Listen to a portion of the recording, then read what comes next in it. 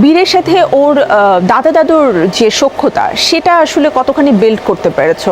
একটি অনুষ্ঠানে আমাদের সাথে উপস্থিত ছিলেন বুবলি। তাকে প্রশ্ন করেছিলাম শাহজাদের সাথে তার দাদা দাদি এবং তোমার সাথে সাকিবের পরিবারের সখ্যতা কিরকম। প্রশ্নের জবাবে বুবলি বলেন, শাহজাদের সাথে তার দাদা দাদির খুবই ভালো সম্পর্ক, সুযোগ পেলেই তারা একসাথে সময় কাটায়, এমনকি আমার সাথেও তাদের খুব ভালো সম্পর্ক।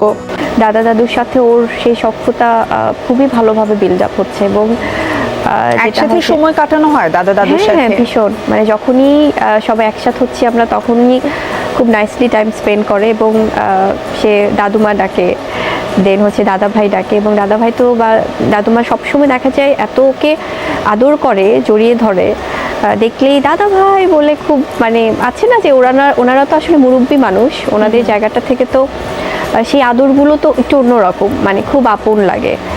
তো খুবই সখ্যতা হচ্ছে মাশাআল্লাহ। আর তোমার সাথে মানে এন্টায়ার ফ্যামিলি সবার মানে আন্ডারস্ট্যান্ডিংটা কেমন? খুব ভালো। ওইখানে ওই বাসার ওই মানুষগুলো আমাকে এতটা রেসপেক্ট করে, তো যেটা সত্য আমি কেন বলবো না।